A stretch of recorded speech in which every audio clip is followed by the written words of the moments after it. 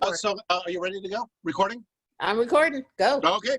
Yep. We're talking about mummies, and mum is the word. So, so we're going to go ahead and try to cover this talk as much as possible. Puns aside, we jump right into it. We're going to go into the first the evolution, a short talk on the evolution of mummification in ancient Egypt.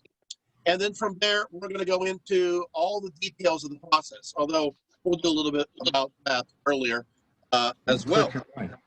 So the term mummification is inclusive of both the preservation of the body, the applications of techniques to keep the body as much as possible in its original form, and the rituals involved in this process. Somebody needs to turn their mic off. So, please, thank you. Once again, mummification is inclusive of needs audio with video like this. The application of techniques to keep the body as much as possible in its original form, and rituals involved in this process. So we will cover all three of those aspects.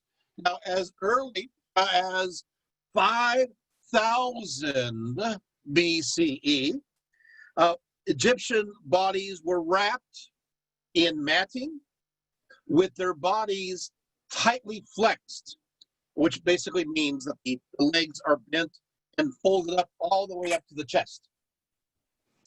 And they were originally buried with grave goods, which obviously reveals the fact they believe in the afterlife. There are, in some cases, signs of dismemberment, especially the cutting off the head.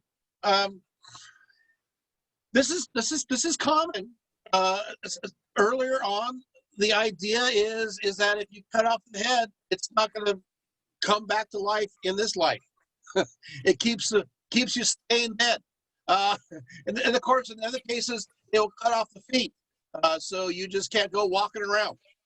So already you're seeing through these indications that people are believing in an afterlife, but I think they're wanting to make the afterlife, the afterlife, as opposed to them coming to life in this life and causing any problems, hence the cutting off the heads, and in some cases, the cutting off the feet. They don't want any zombie situation going on here.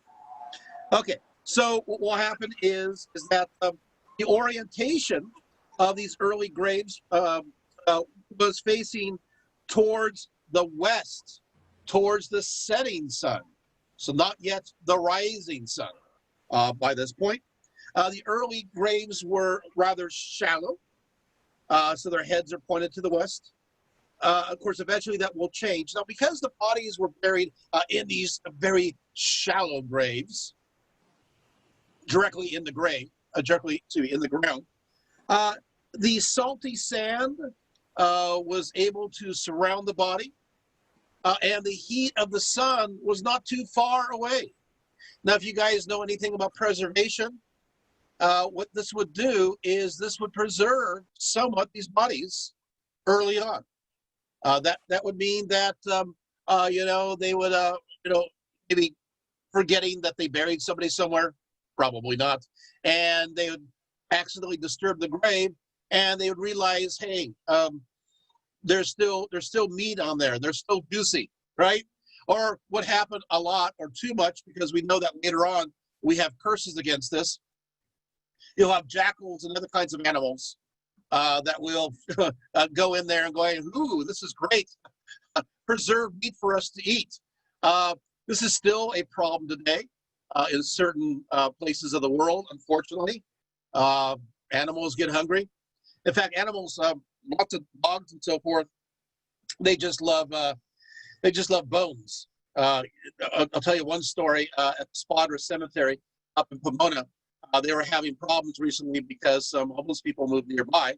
It's 19th century cemetery, and they had some pit bulls.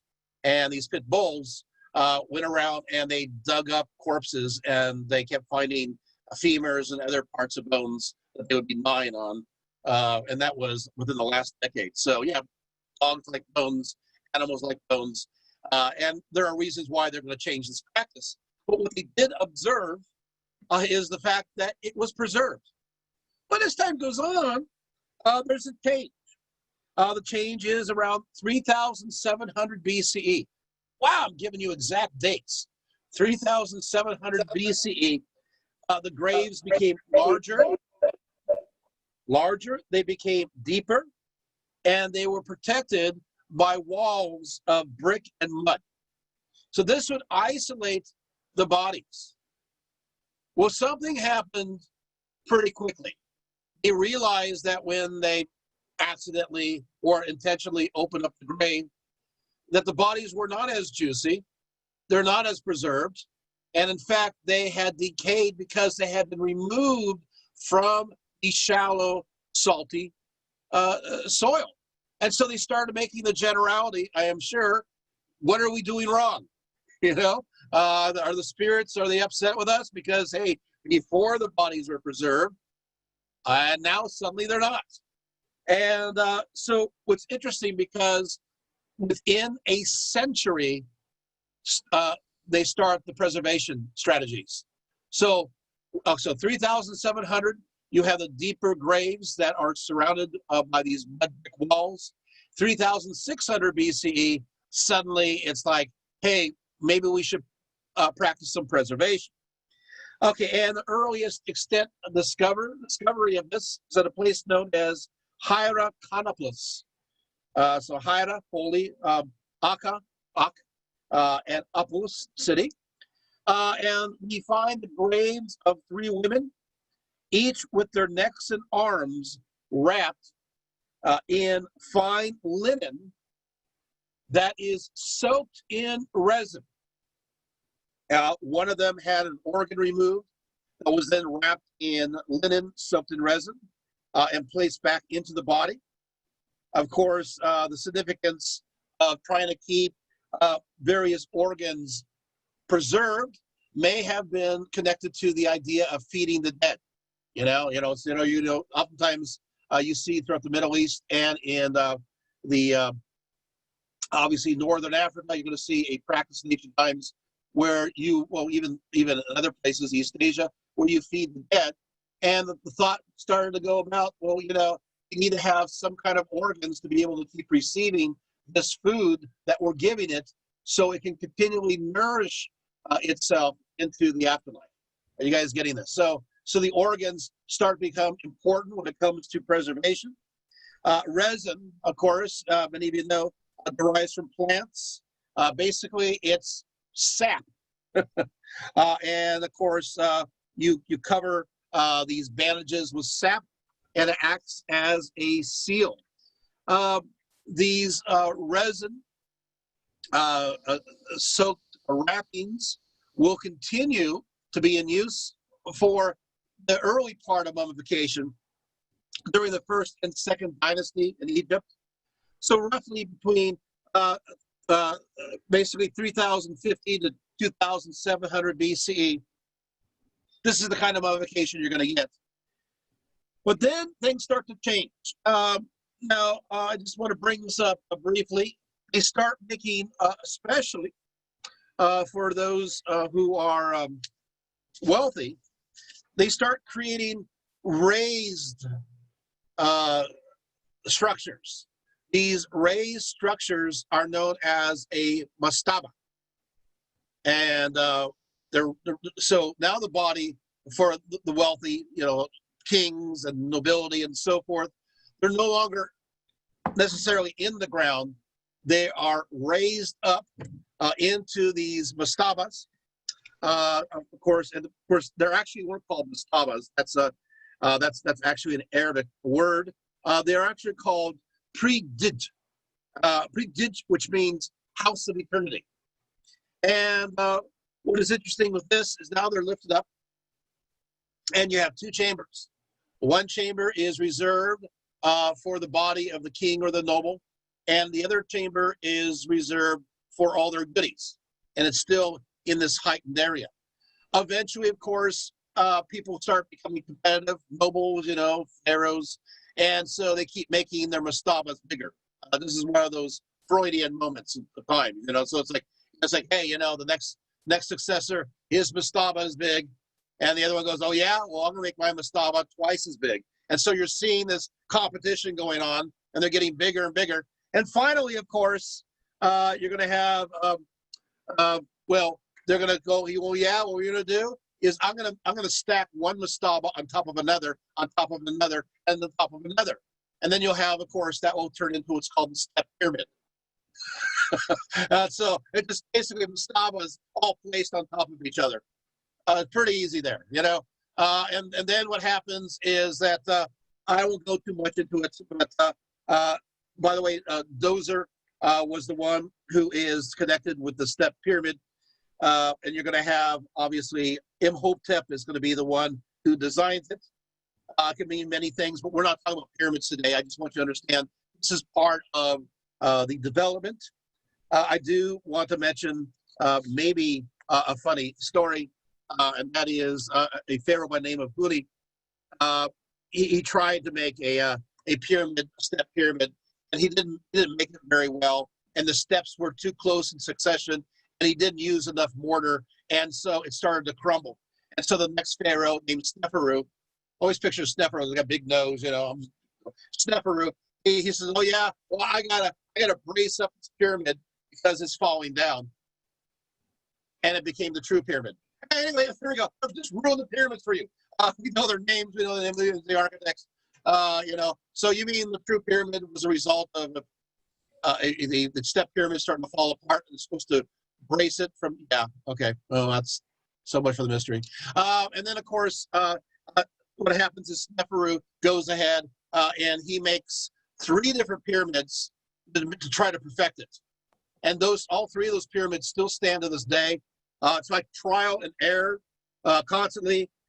He makes what's called the bent pyramid, which is it's at a 54-degree inclination, but suddenly proceeds to a sharper and shallow angle of 43 degrees at the top, making it literally bent because he realized that at that angle the thing's going to collapse. So he gave up on that one. I mean, he finished it, but I want to do another one. So he created what's called the medium pyramid, and this is the idea of making a step pyramid, and then covering it up with the limestone supports, so it all hold together. Like, hey, it worked once, why not make it work again? And unfortunately, it didn't make it very well, and the sides all slid to the side. So you can visit that today, and you'll see that just like this eroded mound with a bunch of blocks around it. And finally, he figured out, wait a second, 54-degree angle doesn't work. 43 does work because that's the way we did the top of the bent pyramid. And so what he did is he made a pyramid that's all the way 43 degrees. That's called the red pyramid. It still stands to this day, and it has the original outer part. Isn't that interesting? So when people say how pyramids were made, and it took thousands of years, no, they did not. And we have a pharaoh, Sneferu, who not only made 1 pyramid, he made 3 in trial and error, and one still, they actually all stand today, and you can find them. Okay, well, meanwhile, of course, mummification. Of course, the next big pyramids will be obviously the Great Pyramids. And that brings us back into the conversation of mummification. So around, first of all, about 2600 BCE, what will happen is the Egyptians, they realize that intact organs result in a faster rate of decomposition. And so the first organs in special containers now, special containers, dates from the reign of Khufu, 2589 to 2566, who is, of course, the famed builder of the Great Pyramid of Giza. So we don't have Khufu, but we have his mom, Hetepheres the First, and basically they placed her lungs, stomach, liver, and intestines in a chest that has 4 chambers. So there you go. Say it again: lungs, stomach, liver, and intestines. Okay, so in a chest that have 4 different chambers. Eventually, they'll move away from this idea of having a chest and they'll put them into 4 different jars known as canopic jars. But at first it was a chest, and then it became the various jars that will have the lids of the heads of Horus's sons. But we're not there yet. Meanwhile, they are working continually on trying to preserve the body a little bit better around this period of time. What they thought to themselves is, okay, we're going to obviously wrap the body in bandages. We'll soak it in resin, right? But in addition, they thought, you know what we're going to do? We're going to hollow out the body. We're going to just kind of hollow it out. So we're removing the organs. We're going to put them somewhere. I'll tell you the various options in a moment. But we're going to hollow out the entire of the body, except for one organ that seems to always stay in. Can anybody tell me what that organ is? They always seem to keep in the body. We'll give you a hint, right? Lung, stomach, liver, and intestines are taken out. What organ is missing? The heart. The heart. That's right. Straight to the heart. Okay. Anyway, yes, the heart. It stays in there because it has to stay in there because it's connected to the metaphysical ib, and it has to be weighed in the afterlife. So that heart has to stay in your body. Everything else is taken out, but it kind of gets you right here, doesn't it? Okay. So what will happen? You're going to see lots of jokes like this, so I better stop sooner rather than later. What will happen is they start wrapping, clearing out the body, and then what they do is they get rags that are stuffed in resin, and they fill up the body itself. So they clear everything out, and they put rags soaked in resin inside the body. Now, in some cases, what they will do is they will put the organs, except for the heart, in first the chest and then into jars. But in some cases, they will also take the organs, wrap them separately, and put them back into the body. But they make sure that they are separate from the actual body itself. They don't want it touching because they realize that decomposition that's involved in the organs spreads to the rest of the body. It's the old story that your last meal often makes a meal of you afterwards. Think about it, everything that you had will become nice and lively after you pass on, and it will be consuming you from the inside out. Yeah, fun stuff. So there are reasons why they keep things sold separately. Okay, moving right along, attempting to. At this period of time, by the 5th and 6th dynasties, so roughly between 2500 to 22 BCE, bandages were now finally fitted on the body from head to toe, once again covered in resin, and they kind of put some plaster over it to seal it. Basically nothing has happened. The body is really not being preserved. What it's basically doing is creating a nice little outer coating, and everything just kind of deteriorates inside. And so they're really basically a hollow shell. So we don't have any fully preserved mummies from the period of the time of the Old Kingdom. So we have hollow shells. We open them up, and it look like they're complete because they have the outline that's still there because it's all stiffened up. And then we open it up and we think, we're gonna have a great, toy surprise. And all we find inside is like a few bones and fragments inside. And you're thinking, what happened? Well, it's called not preservation. It didn't work. It's a failure. Just like at first the early pyramids. But those Egyptians, they don't give up. So, but still, and they realize the fact that they're decaying during the time of the Old Kingdom. That mummification at this point does not work. Don't worry, it will later. And I'll tell you exactly how you can preserve a body. Don't tell anybody. I will give you the exact secret, and you can write down the formula. So you can, do this for your friends and family, or offer it to the mortuary person in charge. Say, hey, can you do this? Okay, I want to be preserved forever. Okay, so what will happen is first pharaoh of the sixth dynasty. His name is Teti. He reigned from 2345 to 2333.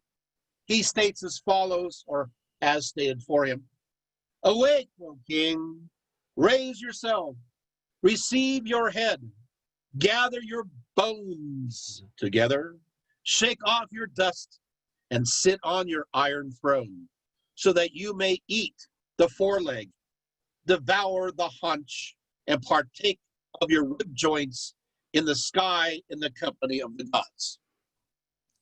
You can't get any more colorful than that, right? So he's realizing, yeah, we're decaying here. The Egyptians also, there's another quote that goes as follows. I don't know why I'm doing this other one. I just want to do it. "O flesh of Teti, rot not, decay not, stink not." It's a hope, but it doesn't work out. So the Old Kingdom, no. In fact, we do have a mummified hand from Neferefrim, but for around 2450 BCE, the mummy's hand. But other than that, nothing from the Old Kingdom. So we get to the Middle Kingdom. Now we get to the Middle Kingdom, there we go. Things start to work out. And so strategies are changing, and they come up with what's called natron. Naturally, N-A-T-R-O-N, natron. What is natron? You want to write this down? Here it goes. So natron is, first of all, a mixture of sodium chloride. Wait, can anybody tell me what sodium chloride is? Table salt. Table salt. Oh, no. Okay. Sodium carbonate. Baking soda. Baking soda. Good, good. Sodium bicarbonate. Baking powder. Sodium sulfate. That's it. I gave you the recipe. How do they do this? I always love when people say, we can never figure out, how they preserve these mummies, what chemicals they used. I'm thinking, hello, anybody with a basic knowledge of chemistry, can take a sample and figure it out. Hello, it's like, it's very insulting for chemistry majors. It's like, hey, hello, we can do this here. And also the archaeologists, we knew this all along. But, it makes for something dramatic for the History Channel. We have yet to figure out how to preserve these mummies as they were in the past. Anyway, oh well. So what happens is that basically, where they figure out this amazing formula. Well, Egypt is pretty hot, and they use this to preserve their fish. That's right. Yeah, preserve the fish. It's going to go bad. And then they applied it next to their animals, and they thought, hey, if it works for fish and animals, maybe it'll work for people. So they're literally salting people, just like beef jerky, Sorry, preserved. Okay, so there you have it. Okay, so you dry you out. Now, it is a technique for preserving flesh. The Egyptians also realized that something else needs to go. Your brain. Yeah, something's still rotting that's in your head. So it deteriorates pretty quickly. So they figured out that what they're going to do is they're going to crack open your left nostril a little bit, kind of widen it up a little bit, and then they'll take a big hook and they'll pull out your brain piece by piece until they get it all out. Just pull it all out, clear it up, because the brain is absolutely useless. We don't use it for anything, right? And then what will happen from there is that they will heat resin and sometimes poured into the nostril to kind of fill up the cavity. Although that doesn't become normalized until we get to the New Kingdom. So, so for a while during the Middle Kingdom, you're kind of empty-headed, lightheaded. But what will happen is also what they will do is they figured out a new technique. They will not only use the salting technique of natron, but they will heat the resin, and they'll put the resin, the plant sap, on your skin first, and then they'll put the wrappings on. So you guys getting that? So you have, of course, obviously first is the natron, naturally, and then of course you have the sap, and then after that you have the bandages. You have to have the sap heated, and then you put the bandages right over that, and then you seal it on top of that with more resin. That is going to help quite a bit. And all of a sudden, guess what we have? We have mummies, and they're preserved, and it works. It does. And they get better at it, especially during the time of the New Kingdom. And this is where they normalize the idea of pouring resin into the head. And then we get to around 1000 BCE. During the third intermediate period, and they start going, you know what, we're going to do a little bit more. We're going to put some padding in the cheeks to make it more natural. Unfortunately, the cheeks started to split pretty early on, so they changed their mind, and they used regs. So when the body is dried out, they will put various regs under parts of the face in order to keep it preserved, as well as other parts of the body. They will even put regs to help in other areas like muscle mass. And so there you have it. Are we okay so far? So you can see the process of mummification is really gradual. It really is. There's a few other things I do want to mention is by the time of the New Kingdom into the third intermediate period, they come up with another technique that is amazing, and that is onions.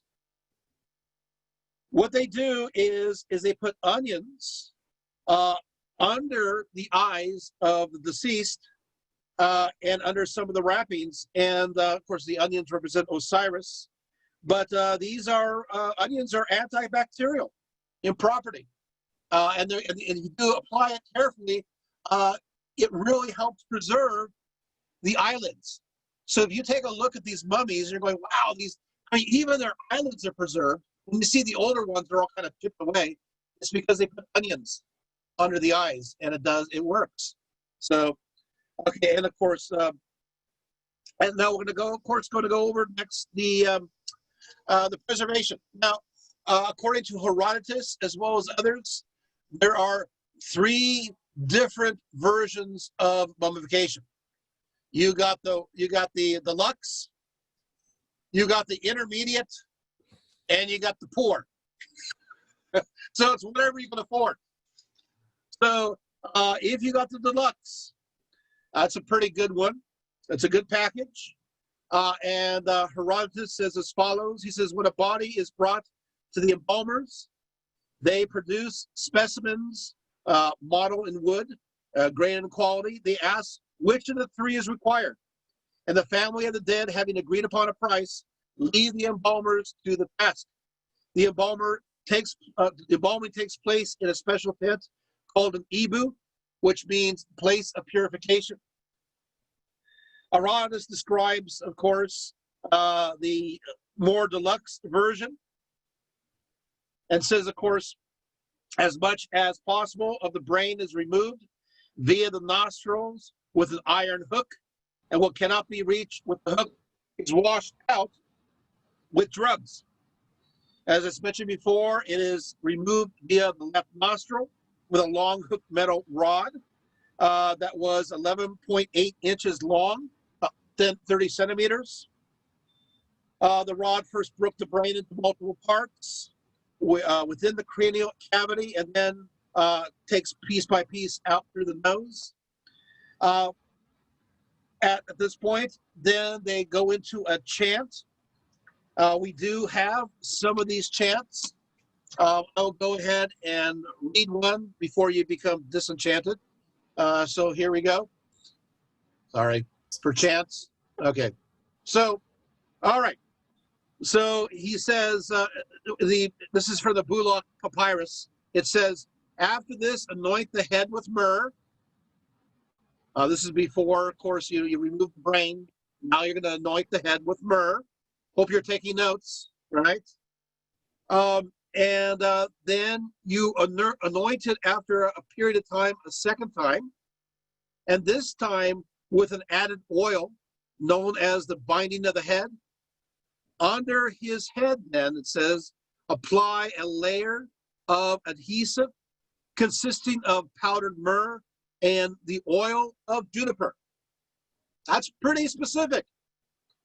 Okay, and then you're supposed to recite as follows.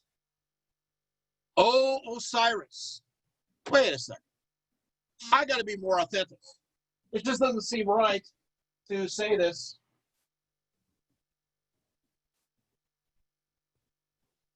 Without an actual Osiris from ancient times in my hand. Why not? Yeah, this is real. It is real. Yeah. My family inherited from another family who collected it at the turn of the 1900s. So completely legal antiquity. So, but here it is. You guys want to see it better? There, you see it all? I don't know if you can see it, but that's Osiris right there. Okay, it's a real Osiris.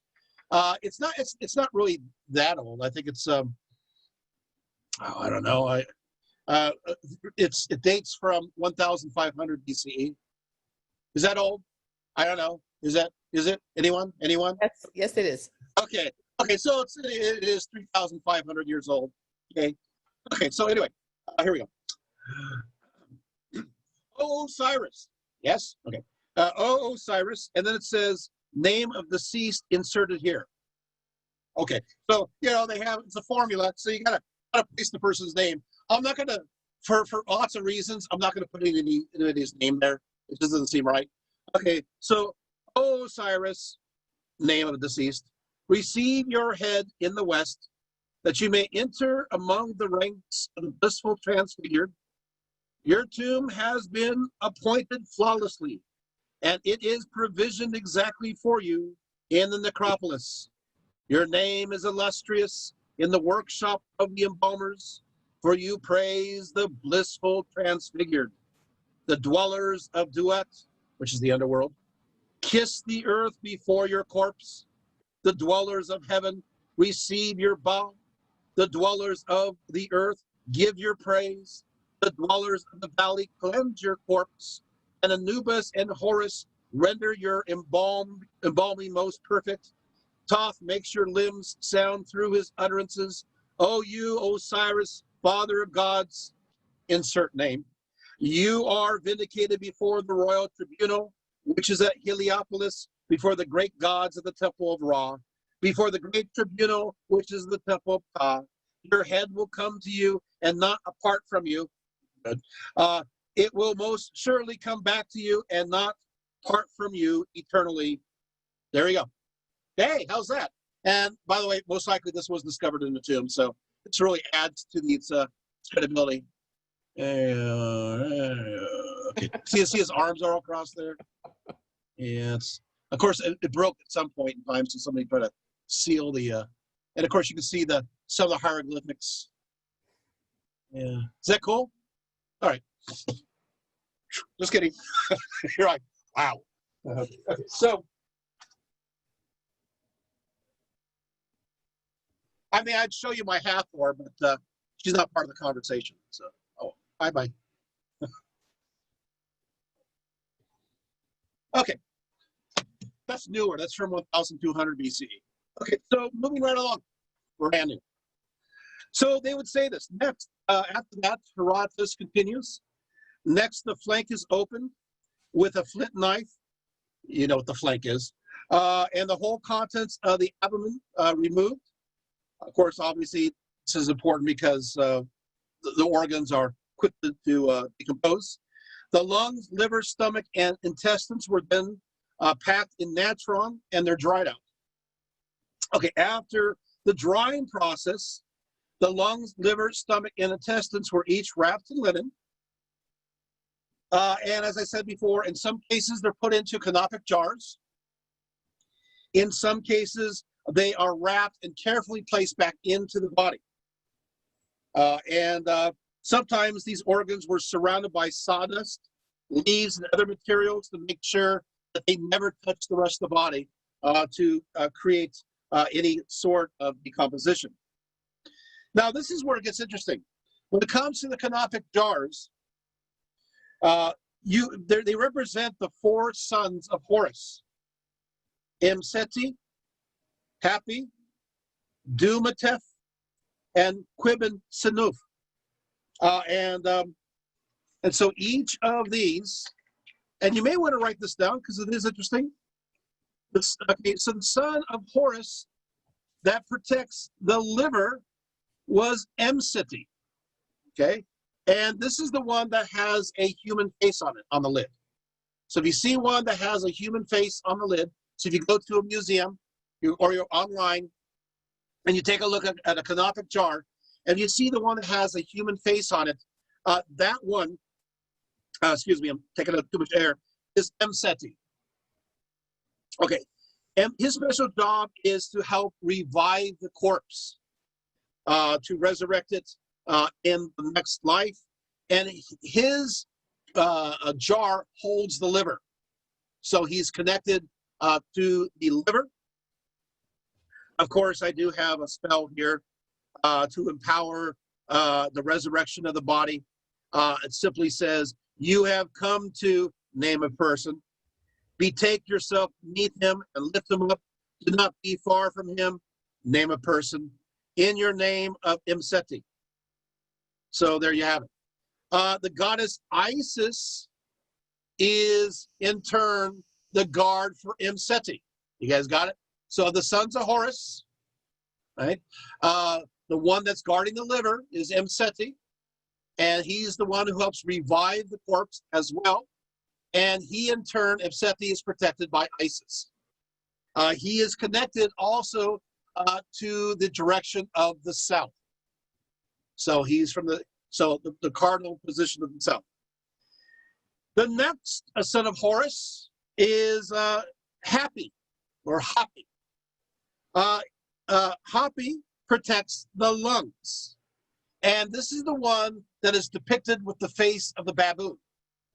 So if you see the baboon as a face on the top of a canopic jar, this is the connection. Obviously, the baboon is connected to Thoth, which is the god of wisdom and knowledge. And so what Hapi or Hapi does is he makes the way clear for the deceased to pass through the underworld.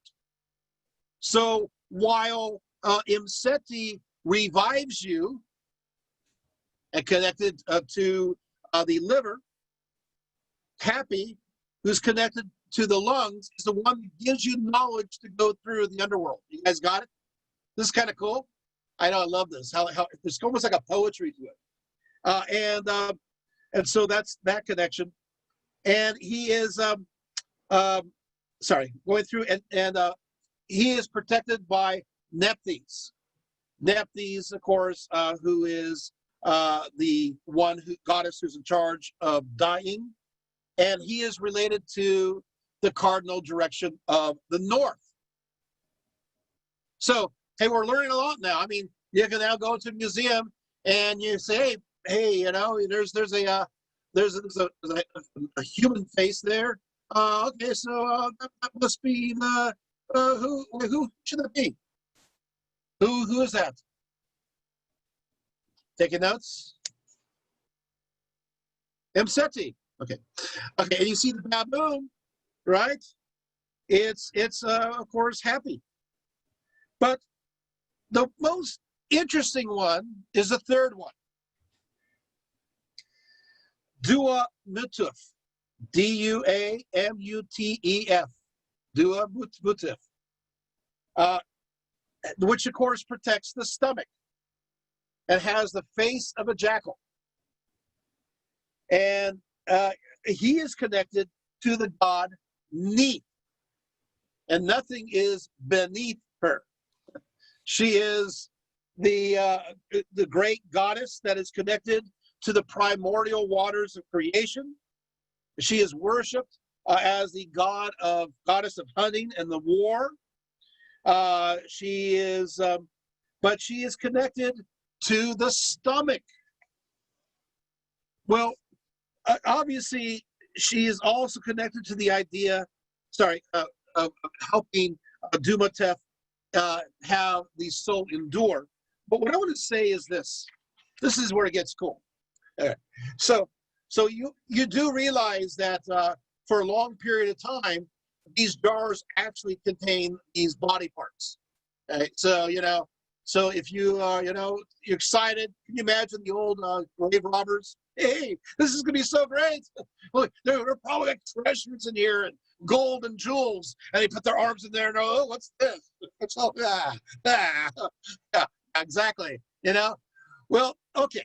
But you don't want to, whatever you do, open the jar of Dumatef. Especially because of Neith, who protects the stomach. You see, she is a goddess connected to water, but also war. And warriors would pray to Neith before they went into battle to protect them. Why? You guys hadn't noticed when it comes to Egyptian armor, the stomach is exposed. Oh yeah, it's not very well protected. So who's going to protect the stomach? Neith is going to protect the stomach. So you don't have to worry. And so what happens is if somebody aims for the stomach, which of course people will do, it's considered in many cases inappropriate to a battle etiquette. That's not really fair. You're supposed to aim for what you can. But if you are, if you do so anyway, guess what Neith does? Neith curses you. And Neith, what she will do is with her arrows, will pursue you in this life until you are dead, because you're cursed. Uh-oh, you're getting the point where we're going with this one? Okay, so you don't want to upset Neith. Well, apparently, same goes for the afterlife. She doesn't have any, there's no moment where, she goes, okay, obviously, it's just during your lifetime. So if you are a grave robber and you violate this particular jar, you literally do have the curse of the mummy. This is where we get the curse idea. Is this interesting? And that curse will follow you to the ends of your life, which, according to the Egyptians, will not be very long. So there you have it. So you can violate all the jars you want. You really shouldn't do any of that. But if you get to one that has the face of a jackal, beware. All right, one more. By the way, I should say that Dumatef is connected to the east. Finally, the final one is Quebhssenuf, or Senuf, Qebehssenuf. You mean he did say it right? Yeah. Okay. What a great word. Basically, this has a head of a falcon. And this is the part that refreshes the soul. So one revives, one guides, one endures, and one refreshes. One is, like I said, it is poetry, is it not? Connected to the sons of Horus, each with their special goddess that protects. The goddess Selket is the protector. This is the healing deity of stings as well as bites. In fact, the word Selket means she who causes the throat to breathe, is what her name means. And she is known to protect us from the mighty snake of Apophis. And the cardinal direction connected with this jar is, of course, the west. So you can see there is significance to all of these. They did keep the tradition going with these jars for a long period of time, even when they started having the tradition of bringing the intestines and the stomach and the liver back into the body and wrapping it and putting sawdust around it. They still had these jars because it still represented these ideas. So even the theory was continued on. Okay, so we continue. So while the entrails are packed in natron, Herodotus continues. The cavity is then thoroughly cleaned and washed out, first with palm wine and then ground spices. After that, it is filled with pure myrrh, cassia, and every kind of aromatic substance, except for frankincense, which is to be burned, not placed in the body there, which is different from the Arabic tradition, as well as the traditions of the Middle East. Just kind of throwing that one in there. And sewn up again, after which the body is placed in natron, covered over entirely for 70 days. 70 days, the body is covered in natron. So there you have it. Yep. And of course, after they split this up in two halves, two parts. So you have 40 days and you have 30 days. But the whole, so basically it's a natron all 70, but you still have 40 days to do certain things, and then 30 days after. So they take it out, put it back, and again, it's a big pile of natron. By the way, that's a lot of natron, and that's kind of expensive. So you can see why this is the deluxe version of it.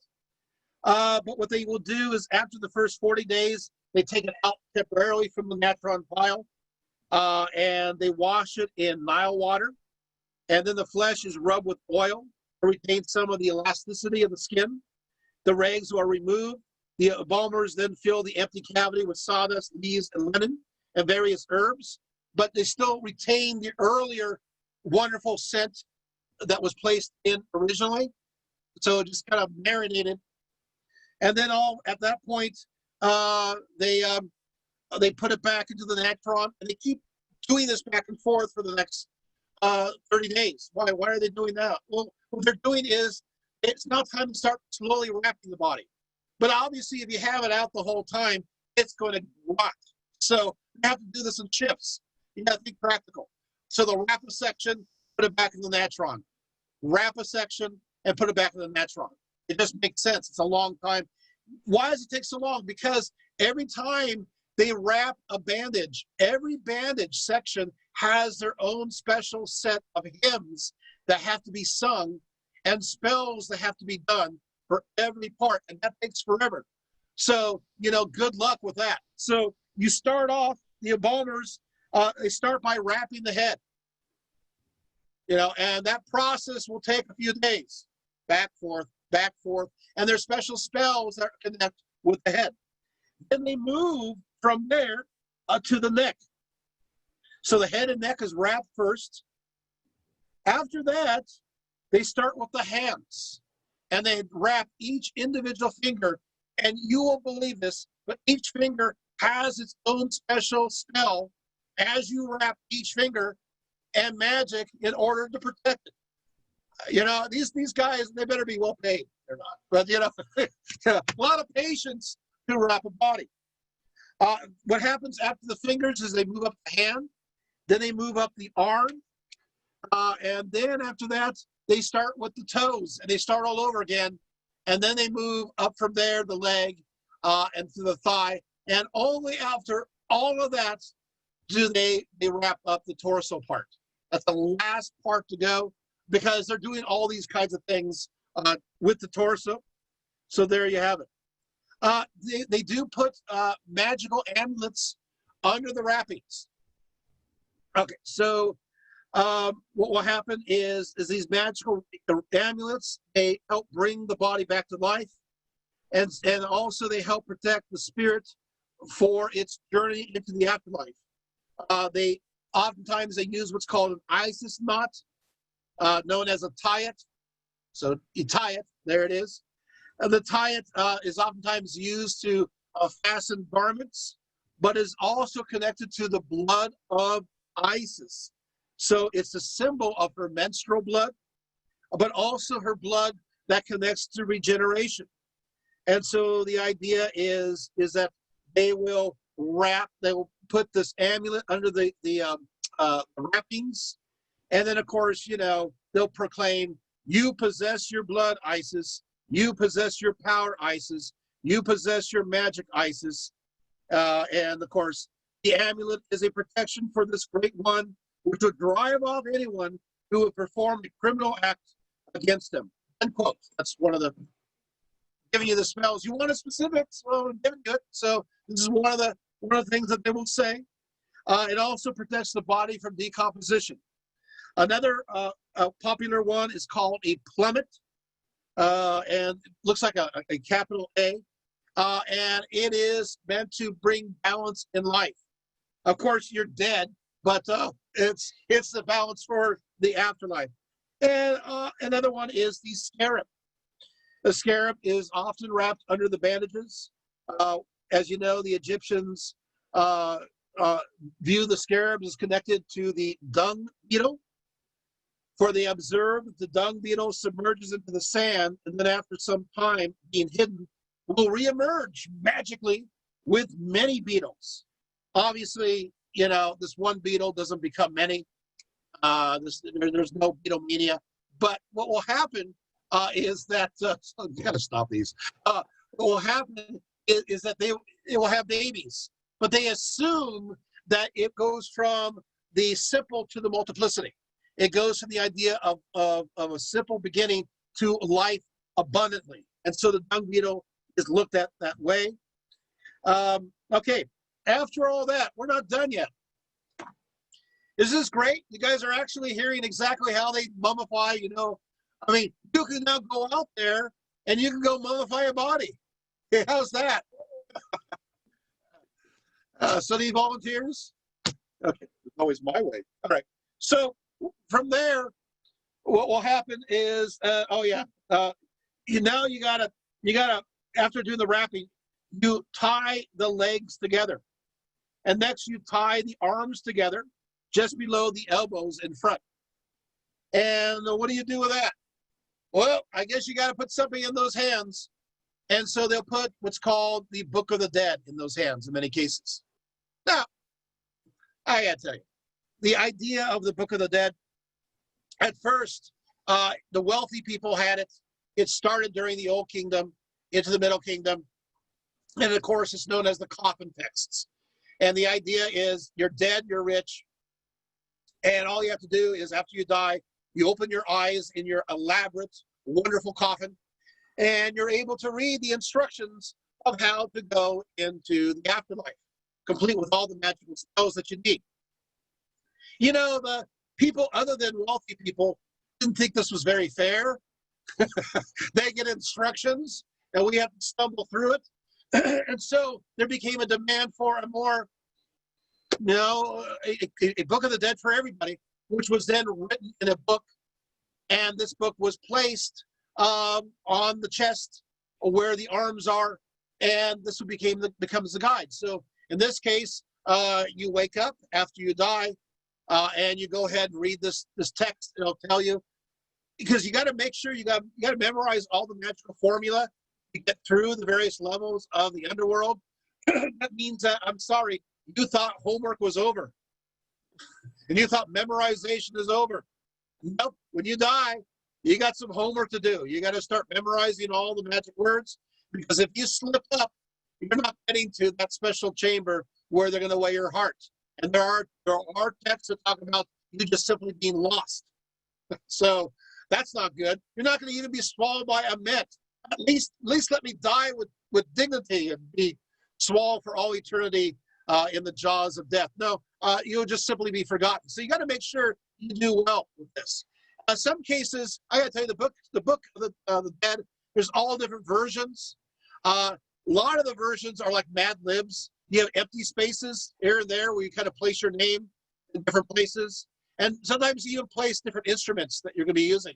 Hey, you're going to make it, user-friendly. So there's actually people who are manufacturing these in mass, these scribes, and creating places for them. But these also Book of the Dead, they don't always match up as a text.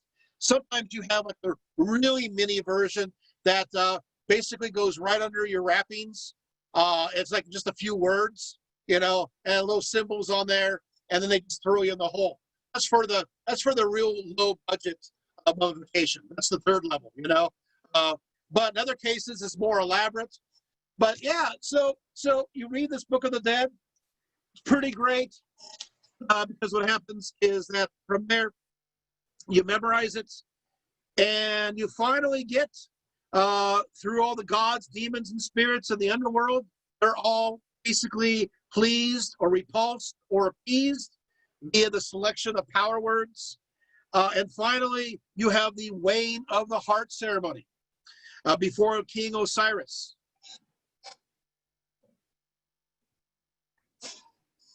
There you go. Guys will bring King Osiris series back again. I'm sure, you know, in a even non-humorous way, this is pretty kind of cool when you think about it. Okay, so here's Osiris. There he is.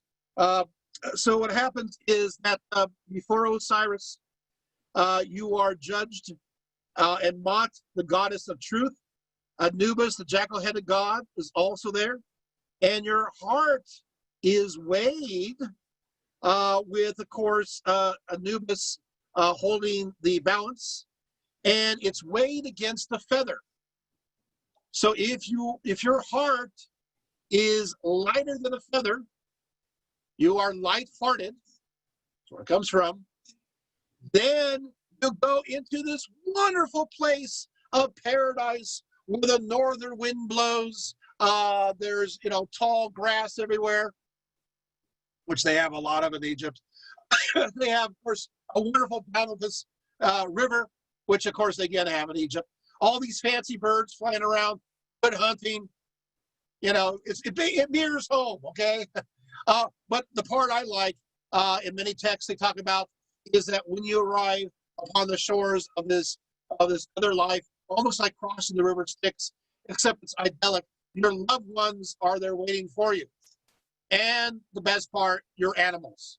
They do mention your cats. They really do. I'm not kidding. They mention your cats. They even mention your dogs as waiting for you. Now, of course, there's some problems here from a theological standpoint, because here's the interesting part. If your heart is heavy-hearted, right? So if you did not do what is righteous, then you're thrown into the jaws of Amit to be digested for the next 1,000 years. This line, by the way, George Lucas took for Return of the Jedi when Boba Fett got swallowed up. Yeah, you know, but okay, yeah, that big jaw thing. Yeah, he's quoting Egyptian mythology. Oh, thank you, Lucas. Anyway, you know, who cares if you're digested for over 1,000 years? I mean, you're going to be dead right away. You know, that's kind of prolonged. But anyway, the problem is, from a theological standpoint, is if you have been bad and swallowed up, and you have to be one of those loved ones who, you know, if you've been good and you're arriving at that shore, it says all your loved ones. Well, what if you had a bad loved one? Do they like recreate a facsimile of him? you know, a parallel universe? Or what if you just had a bad cat? You know, okay, maybe not. There are no bad cats, right? Okay, so there you go. So thank you, Anubis. We'll have you again a little bit here. Okay, so there you have it. And, by the way, and Toth then records everything down. Well, what happens next, I think, is pretty sad, and that is the rich people get mad. Yeah. You see, the wealthy people, they have the coffin texts, which is the Day of the Dead, and now all these regular people, these commoners, they have the Book of the Dead too. That doesn't make them feel very special. So they decide to come up with their own special book, which is like the fast pass. It's the better way to get to the underworld, and you get there faster and more successfully. Isn't human nature interesting? So, and according to it, the amulet is not to be used for commoners. It's only for the wealthy people because they can afford it. So the amulet goes as follows. It's used for pharaohs, priests, and basically this work describes in detail the journey of the sun god Ra through the underworld, just after the sun sets in the west to just before the sun rises in the east. Pharaoh was believed to make the same journey after he died, joining Ra's celestial barge. The underworld is portrayed as being divided into 12 parts, and each part representing an hour of the night, the 12 hours of the night, each of the 12. So as a person descends each hour, right, you enter each level and you further go down and down. The Amduit, of course, the idea is you have to memorize the name of each god or daemon that is in charge of each of the levels as you go down, and then as you go back up again. I'll give you details because you look interested. The first hour of the night, the time of transition, when Ra as the sun descends into the western horizon, known as Akhet. In the second hour, Ra encounters the watery world called Burns.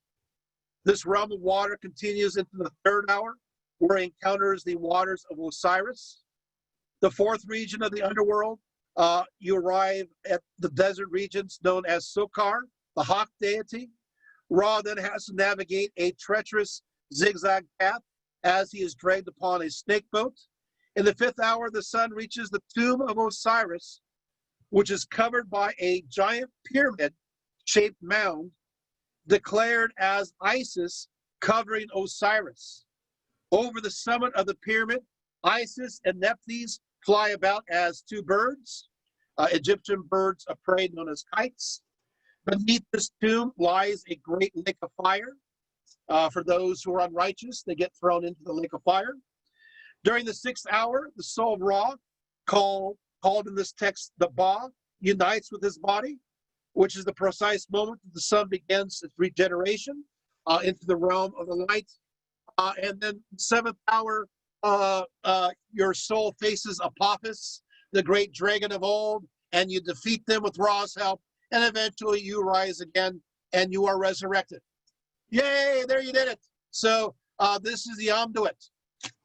So you're thinking, okay, the wealthy people are going, this is great. It's great for pharaohs. And the common people said, you know what? That's not fair. So guess what they did? Oh, you're not going to believe this one. They created their own common book to compete with the Amduit, known as the Book of Hates, which is the poor man's version of the Amduit. So for this one, you can't make this up. And it also has the 12 hours of the day, and you go into the underworld, but it's done it's even more easy to go through because the Book of the Dead is really complicated. This one is, the Amduit is more organized, 12 hours. Once you're through, you're resurrected, but you still have to memorize all this, face all these challenges. And the common people says, we don't want to do any of that. What we're going to do is that each level is a goddess. And we just say the goddess name and we enter the next level. Say the next goddess name, we enter the next level. Isn't that great? And these goddesses, we don't know what, I should say this way. These are goddesses that are not big goddesses of the Egyptians, but most scholars agree that these are the goddesses that represent the constellations of the sky represented by each hour as they move through. And so basically, that's all you have to do. After the 12 hours of the night, you're done. So I have to say, give it to the common people, They figured out a better way. Okay. Are you learning too much? Is this okay? Okay, so we keep on going. So are we over yet? Well, no. There's more, because after wrapping everything, and of course you put the Book of the Dead in the person's hand, and after, yes, tying the arms and the legs, it's time to do some more. According to Herodotus, they will pour now liquid resin to over the bandages to help hold it together. And then in some cases, they'll put a second cloth on top. And then, if that's not enough, they're going to even put a grave mask over it, or they will put a painting of the person. And in some cases, it's a painting that they actually had hanging up in their home, and they just slap it onto the mummy. In other cases, it is something that is literally painted over the face. This is really fun because you can tell if you go, like, for example, to the Getty, or you go to any other place, you can tell which ones were the ones painted at home, you know, the ones that were in life, and then they pressed it upon the deceased, and you can tell the ones they painted from scratch on the deceased.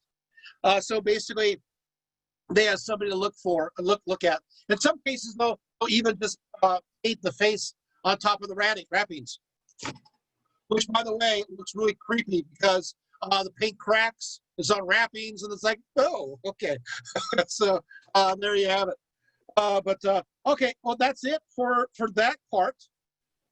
So that's the wealthy way of being wrapped up. What do you think? So what about the intermediate? You know, I can't afford that. That's too expensive. Well, of course, the second quality is as follows, and I'm going to read it straight from Herodotus. He says, in this case, when for reasons of expense, this is what he's saying, the second quality is called for. The treatment is different. No incision is made, and the intestines are not removed. The oil of cedar is injected with a syringe into the body through the anus, which is afterwards stopped up to prevent the liquid from escaping. The body is then cured in natron for the prescribed number of days, 70 days, and on the last of which the oil is drained off. The effect of it is so powerful that as it leaves the body, it brings with it the viscera in liquid state. As the flesh has been dissolved by the natron, nothing in the body is left but the skin and bones. After this treatment, it is returned to the family without further attention. So basically what they do is they liquefy your interior. Done. And goes back. Now, if you can't afford that, well, then Herodotus says, quote, the third method used for embalming the bodies of the poor is simply to wash out the intestines and keep the body for 70 days in natron. That's it. It's over. Okay, so after all of that, okay, now we have to deal with we have to revive the mummy. So before for the deluxe, the intermediate, even the poor, before you throw the poor body into the hole, you still have to have some kind of opening of the mouth ceremony so it can live again, so it can start the journey into the underworld. You can start memorizing your cliff notes, and you can start, oh yeah, I gotta figure out how this works. You gotta do it. Now, and so there's a chanting, there's an opening of the mouth ceremony that is performed, and during this period of time, the Ba and the Ka are reunited as one. The Ba and the Ka. Now, you're going to, of course, ask me, so the Egyptians have two aspects of the soul. No, they have 5. Here we go. The Egyptians have as follows. First of all, they have the Ren. The Ren is the part of the soul that's connected with your name. So the minute you are named, there is a spirit essence that's formed that has a power over you that makes you do things. Think about it. When somebody calls your name, you react, right? So there's got to be some kind of power. So they assume that there is. So what they will do is they will make sure your name is protected. If you're wealthy, you're up there, what they will do is they will take your name and they'll surround it by this magical formula to make sure that nobody desecrates it. That's the cartouche. That's that rope that goes around it, and that protects the name. So you can't make the pharaoh do anything because he's got that cartouche around his name, and so you can't order Ramses to do anything, right? He's well protected. Then, of course, the next thing that you have is the shoot, S-H-E-U-T. It's your shadow. Your shadow follows you everywhere you go. And so there is a spirit essence there. You always got to worry about somebody who does not cast the shadow. But, but there you have it. The next is a very interesting one. It's called an ib. The ib is the metaphysical heart. The metaphysical heart that connects with your physical heart. So the spirit of the ib is in your actual heart. This is why you keep your actual heart in your body, because the ib is connected to it. Is this making sense? The ib is your anchor to the physical world. So while the ba and the ka will connect together with the ak in the afterlife somewhere above, there's still an anchor through the heart in your physical body, and it's the ib that anchors it. Does that make sense? So yeah, so it's the ib that is that. There is, of course, the ib connects with feelings. It does connect with emotions. If you are your at ib, that means you have a wideness of heart. But if you're hurt, you are kap ib, which means you have a truncated heart. So heart is connected to happiness. It's connected to sadness. Unfortunately, if you've been bad, your metaphysical ib is swallowed by the great dragon, the great serpent of old, the great image of death, Amit, and that's the end of it. Sorry. But there you have it. There's a rhyme there. Good thing you missed it for no rhyme or reason. So what will happen is the ib is there. Now, that leaves us with two things, and that's the ba and the ka. The ba is the individual personality. It's what makes you who you are. And from there, the ka is your vital essence. It is the spark of life that enables you to live. It's the breath of life. So the ba and the ka, who you are, and the vital essence of life combine together and become known as the ak, and that is in the realm of the afterlife. But your heart is still connected, via the ib in your physical body. This is why the preservation of your body was so looked after. This is why you don't want the body to be desecrated, because this is your anchor to this realm. Is this making sense? Now, it doesn't mean that without the ib, you don't have emotions, because the ak connects to the higher emotions. But still, the ib is your anchor to this life. Okay, so when you die, the ka leaves the body, but through the opening of the mouth ritual, the ba is released and permitted to join the ka. And they, as I said before, they connect and become the ak. Ultimately, they're believed to merge together with Osiris. All right, and then of course from there, the mummy is then carried into the burial chamber, or the mummy is placed into the ground. It just depends. Then you put what's called execration texts. These are ritual bowls, cursing bowls to protect the body. You got to add some curses. So if you're not going to mix up with the stomach jar, you still have some extra curses you have to get through. You can see why this is a problem. And then of course you're put in there and you're placed in the tomb, and it's filled with a whole bunch of possessions, if you're wealthy, that you're going to take with you, or it is, it's wrapped with you, or it's thrown on the ground with you.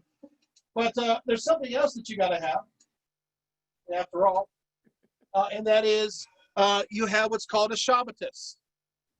A Shabbatus basically started out a long time ago. These are figurines positioned to stand guard over the corpse. The Shabbatus was intended as a substitute for those who were sacrificed before. Yes, long story, really short. We have their bodies. When a pharaoh was buried, they would bury people with him, and that was not exactly that popular. In fact, I actually have the numbers. I'm going to read this for fun. Okay, so I'm going to go through some pharaohs. I'll give you the statistics. So pharaohs are buried with servants and staff who are ritually killed to go with them into the afterlife. So we have discovered that Diger, he was buried with 318. Digit was buried with 174. Den was buried with 136, as noticing the pattern. Adjib was buried with 64. And look, it's like one of those things. It's like Pharaoh is getting sick. I think he's dying. You know, it's time for me to find another job, another source of income. I don't know why. I just have this inspiration. I'm going to work for somebody else. And the numbers keep going down, and they're realizing this is not really popular. In fact, it's pretty funny. I'm actually naming these pharaohs from the Old Kingdom in exact order. So what will happen is we get to Semerkert, who's next. 67 additional tombs were added. And so, in other words, they're allowed to live out their lives and then buried afterwards. So, but you got to have somebody now to attend to not just the pharaoh, but to others. So instead of having dead people who were either ritually slaughtered or just put there alive and they killed each other and cracked their necks open, and we actually have forensics of fights within these tombs where they put them in there and they kill themselves.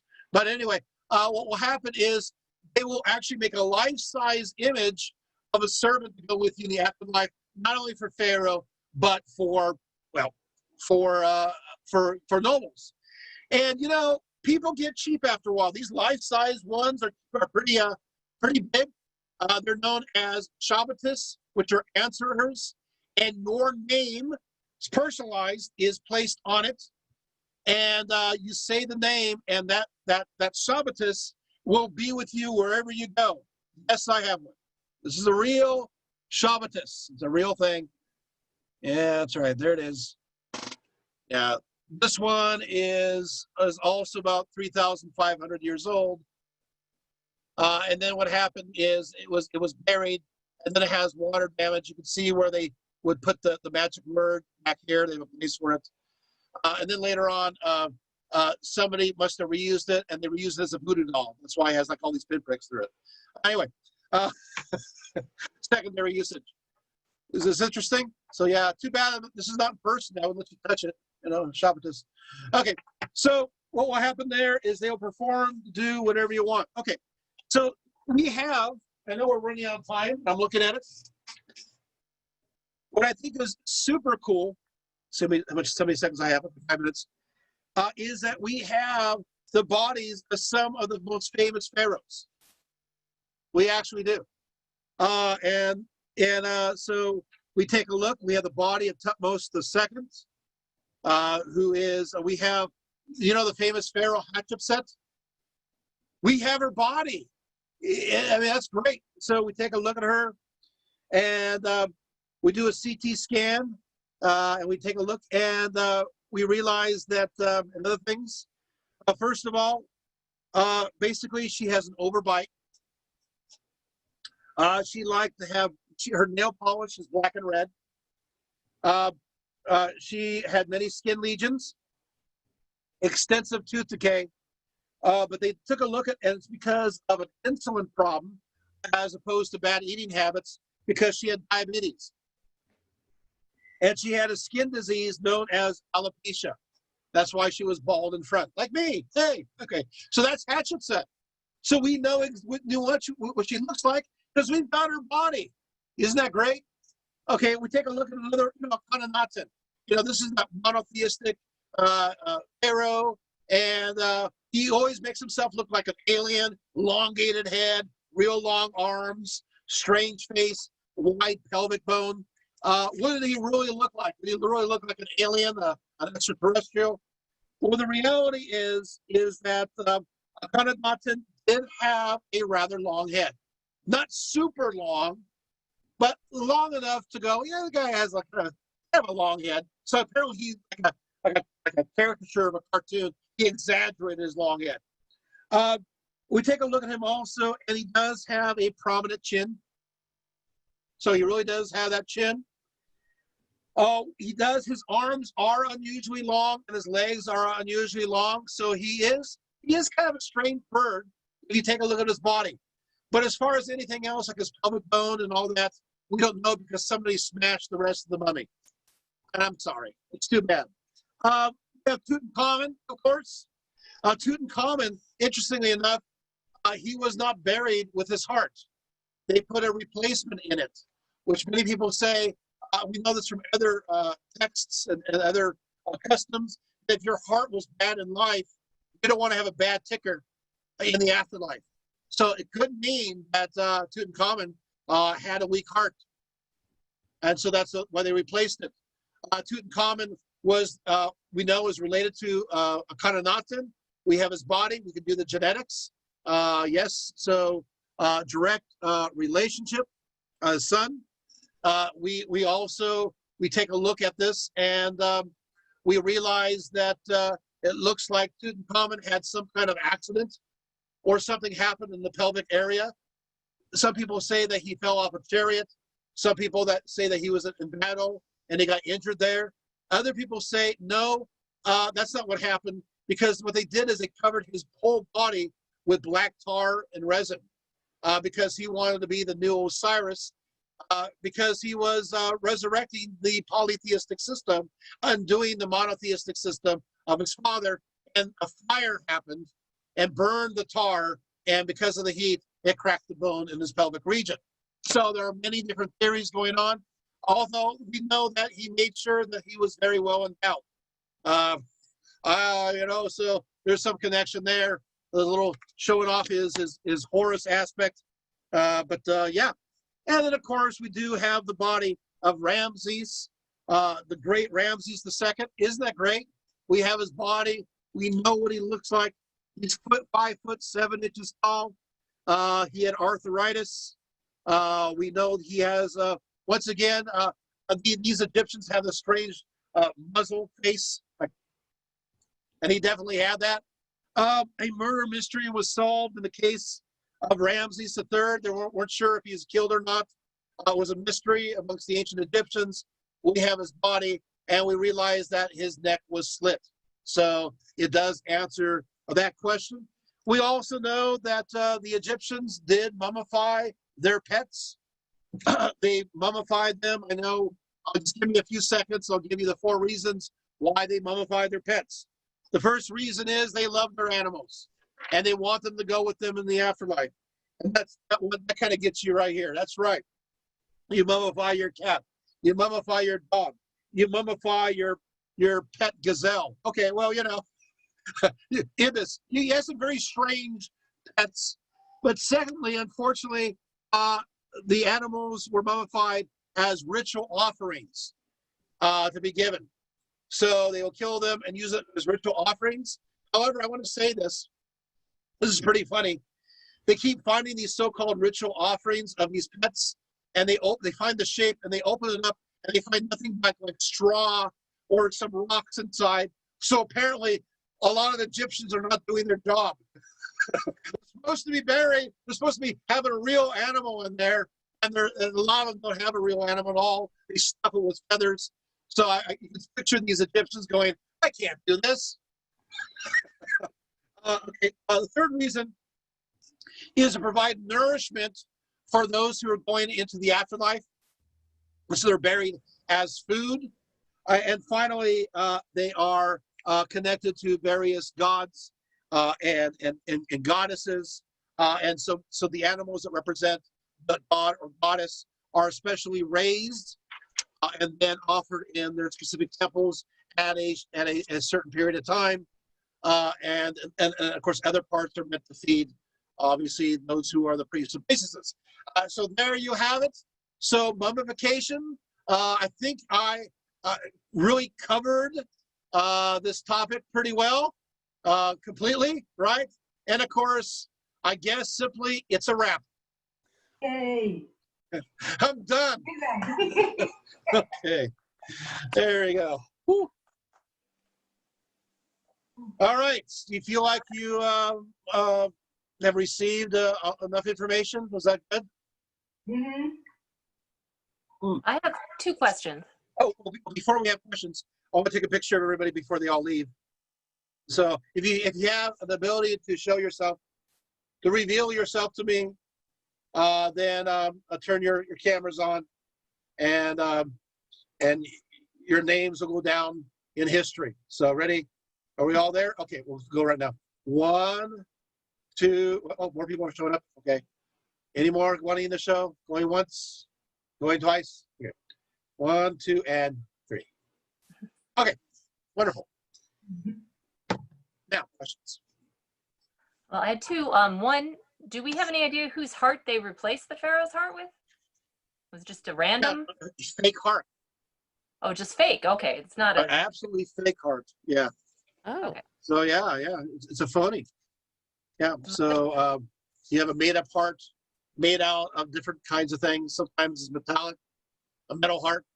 Sometimes it is made out of something else. It's sometimes a stone. Sometimes it's made out of clay. Yeah. Huh. So yeah, but it's but what happened is they don't want to give a, I mean, obviously a bad replacement, but I'm sure in some cases the person who's doing the mummification is oops. Sorry. If you guys know anything about autopsies, sometimes things get messed up. You're removing things. You're removing those lungs, and well, okay, that didn't work out. But there's always a human element. But a lot of people will say that it is because the heart is weak, and they'll replace it with something that will work. And yeah, any other questions? I had one more. Did they put natron or resin or anything in the canopic jars, or were they fine with your viscera just rotting? What they will do in some cases is they will take your intestines, for example, and they'll naturalize it, and then they will wrap it up, and they will put it into the jar, and then they will surround it by sawdust and aromatics and other kinds of things to make it smell good. But so yeah, but it really depends. The funny thing is that when it comes to canopic jars, there is so much in the way of diversity of how they do it. Because as I mentioned, they started out in a chest, then they became jars, and they have obviously the heads of Horus's sons. But in some cases, and I've seen one personally, they just throw it in there with nothing. So sometimes they just let it slop on in. And I saw one of these and going, well, they really didn't care. It's like, okay. And in other cases, they will be all careful and pat it in. I guess they figure nobody's going to look in there to figure out if they did quality control. But I do notice, I'm going to answer your question a little bit more, is that in very special, like the the pharaohs that are are important, I notice that everything is done pretty well. Good quality job. So maybe they do have somebody inspecting, but some of the little known pharaohs that are not as good, short-lived ones during the third intermediate period, cheap knockoff situations. Yeah. Stephanie wants to know, would they only remove the brain through the left nostril? So wait, okay. So I'll look at the chat here. Yes, only through the left nostril. There is, and it goes back to mythologies that have to do with the breath going through the right, and then that which exhales from to the left. It's a superstition, but yeah. And I'm sure there's exceptions. I mean, again, who's going to be carrying? I have seen. And I think we all have seen, but there are situations where the nose is broken, the septum is broken. So sometimes it gets broken because, it just gets chipped off because the nose sticks out. But in other cases, it looks like they got a little sloppy with that hook. So, yeah. Any other questions? Nice. How much of all of these processes did they use on the pets? Like they're mummifying a cat. Did they remove everything and put them in little jars, or what all did they do for You know, animals? that would be so cute. Wouldn't I it can though? picture like a little cat, you know, and you have these like little canopic jars. You open it up, you know, but no. Unfortunately, their form of mummification would be the second as well as the third version. You know, liquefy the middle, but most of it is the third one. You just, you know, bury it. I mean, you wrap it up. But I will say something else. Some of these are very well preserved, and you're thinking to yourself, "But wait a second, they're not wrapped up very well." Yeah, but sometimes they bury them in shallow sand, and we're back to the beginning, around 5000 BCE. You know, where they're, you know, in these kinds of climates that have preserved them. So, you know, because they're pets. So, just throwing that one in too for fun. But yeah, so the cheap version, liquefy or just simply do a wrap. You know, they found a whole bunch of these. They found one time. I want to look at my notes here for this because I want to give you the sum of the number here. At least if I can find it. Or maybe I won't be able to find it. Yeah, no, I guess it won't. They found a whole bunch of these. Oh yeah, here it is. In 1888, they found 80,000 mummified cats and kittens. 80,000. Dating from 2000 to 1000 BCE. The British, what they did is they basically shipped these cat mummies back to England, and they used it as fertilizer. Oh. So those British, tell you. Yeah. So, but yeah, they keep discovering pets all the time. 80,000 is quite a few. Yes. Any other questions? Right. All right. Wow. I seem to have answered all the questions. Wonderful. Well, then I shall close it up. And I will say thank you so much for being here. And apparently next time I'm going to be doing the 7 wonders of the ancient world.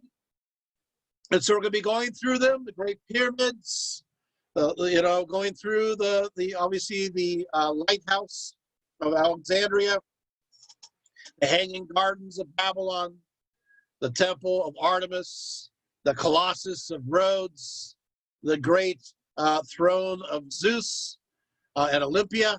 It's going to be a pretty fun time because what it is, to make it even more interesting, is Alexander the Great's empire, you know, really unified much of the world, and a new breed of person started to arise in this unified world. It's called the tourist. That's right. And so the 7 wonders is all about ancient tourism. And so we're going to be talking about that perspective and really bring that to life, where some people, when you arrive at the site, you even have little collectibles that you pick up at the various sites. You collect them all. I'm not kidding you. So it will be a fun talk. So we will go into that next time. The 7 wonders of the ancient world. And again, have a great night. You too. Thank you. Thank you. Thank you.